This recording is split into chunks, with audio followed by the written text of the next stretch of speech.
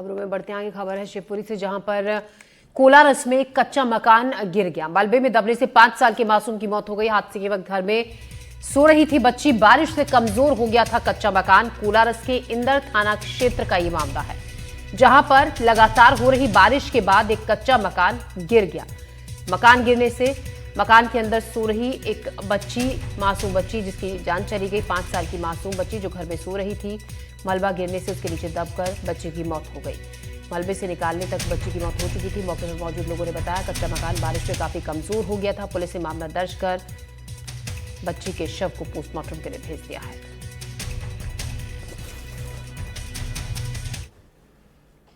मध्य प्रदेश और छत्तीसगढ़ के कई इलाकों में भारी बारिश से हालात बिगड़ गए हैं। नदी नाले उफान पर हैं। कई शहरों में जलभराव से लोगों की समस्या बढ़ गई है। उफनते नदी नालों को पार करने की कोशिश में कई लोग हादसों का शिकार भी हो रहे हैं। देखिए ये रिपोर्ट।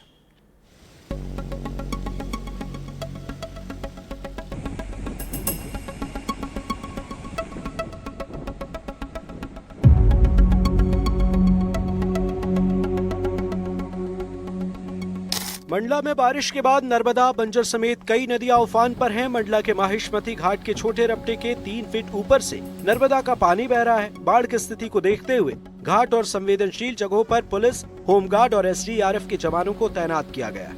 इधर मुरैना में मूसलाधार बारिश के कारण नदी नाले के साथ बांध भी उफान पर है। लगातार हो रही बारिश के कारण यहाँ पगारा, कोतवाल बांध ओवरफ्लो हो रहे हैं। इन बांधों के ओवरफ्लो होने से आसन नदी अपने तटों को छोड़कर बीहड़ और जंगल में पहुँच गई है।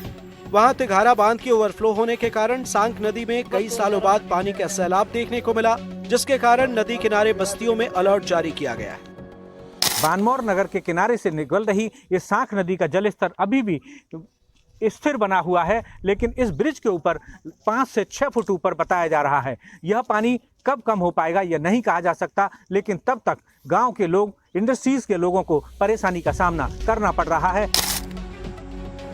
इधर छत्तीसगढ़ के बलरामपुर में बारिश से जनजीवन अस्त व्यस्त हो गया है। नदियां उफान पर हैं। पानी के तेज बहाव के कारण नदी पर बना पुल बह गया।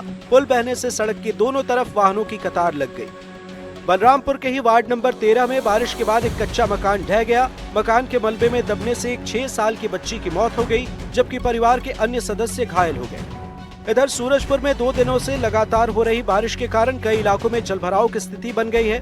कई नदी नाले उफान पर हैं। नदी पर बना पुल बह जाने के कारण कई गांवों का शहर से संपर्क टूट गया है और कई गांव टापू में तब्दील हो गए हैं। इधर बिलासपुर में उफनता नाला पार करने की कोशिश कर रहे एक परिवार की जान जोखिम में पड़ गई। परिवार की कार नाले में बह गई। कार में 9 लोग सवार थे, जिनमें 3 साल का एक बच्चा लापता हो गया, जबकि अन्य 8 लोगों को बचा लिया गया। कार घटनास्थल से 300 मीटर दूर मिली। परिवार के सदस्य उच्च भट्टी गांव में दर्शन कर लौट रहे थे। कांकेर जिले में लगातार बारिश से नदी नाले उफान पर हैं। बारिश के चलते सड़कें जलमग्न हो गई हैं।